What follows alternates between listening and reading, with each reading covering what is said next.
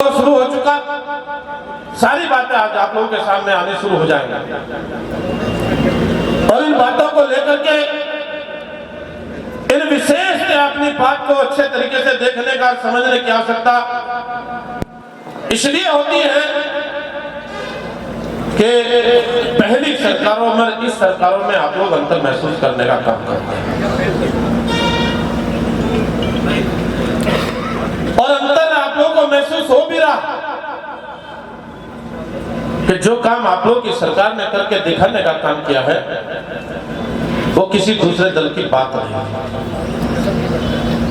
जो निर्माण आज सड़कों का हो पाया है उन दूसरे दलों की सरकार के दौरान यह संभव नहीं था। आज जो कानून व्यवस्था ठीक हो पाई वो किसी दूसरे दल की बस की बात नहीं थी।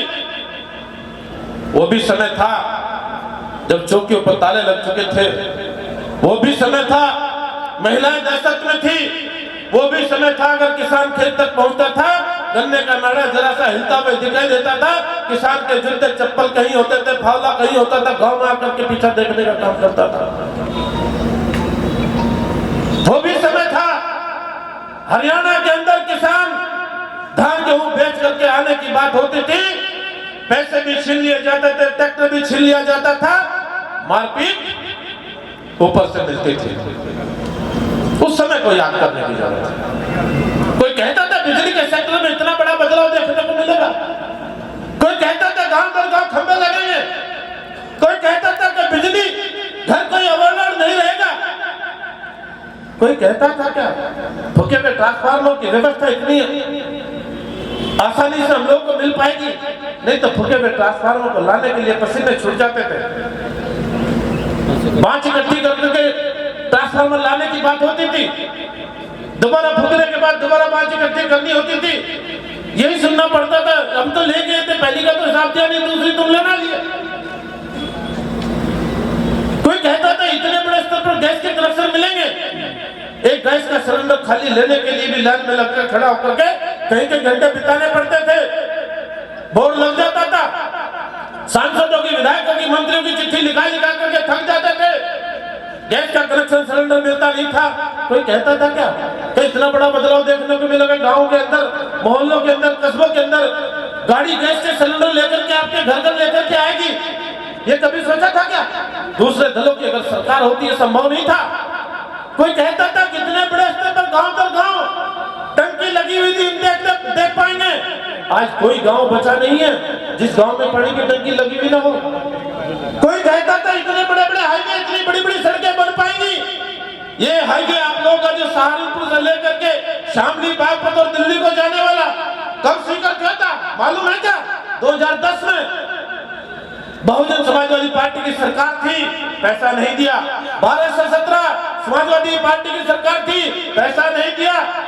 पैसा दिया उत्तर प्रदेश की सरकार ने, पैसा दिया योगी जी की सरकार ने। और जब सरकार 17 में बनी और आप लोगों की सरकार के बनने के बाद सड़क ने भी रफ्तार पकड़ने का काम कर लिया, 99% काम पूरा, मात्र 2-3 जगह ही काम शेष बचा, नहीं तो दिल्ली पकड़ना कठिन काम हो जाता था। किसी बीमार व्यक्ति को ले जाने की बात होती थी तो रास्ते में दम तोड़ने की बात हो जाती थी। शामली के अंदर भयंकर जाम लगता था, आसपास के गांव के लोग धूल मिट्टी से प्रभावित हो रहे थे, गंभीर बीमारी की चपेट में आने का काम शुरू हो गया था। लेकिन आप लोगों की सरकार ने इस बात को गंभीरता से लिया और लेने के बाद इस सड़क को पूरा करने का काम किया। यही सड़क नहीं, इस सड़क से तो आप लोग अब आसानी से 2.5 घंटे में 3 घंटे में दिल्ली पहुंच रहे हो। और जब ये सड़क बन नहीं पा रही थी उस समय कितना लगता था? 5 घंटे 5.5 घंटे से पहले दिल्ली पकड़ी नहीं जाती थी। किसी मरीज को दिल्ली ले जाना पड़ता था, वो रास्ते में दम तोड़ने की बात हो जाती थी। यही आगे नहीं, सहारनपुर में जाम बुरी तरीके से लगता था, देहरादून की तरफ जाना पड़ता,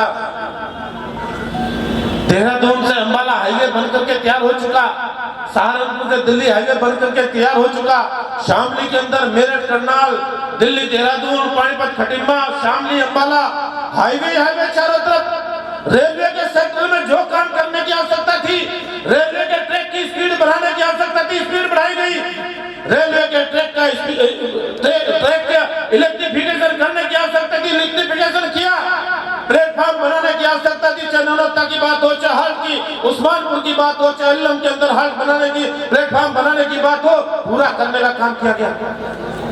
स्टॉपेज जहां जहां की मांग है सभी स्टॉपेज पूरा करने का काम कर लिया गया।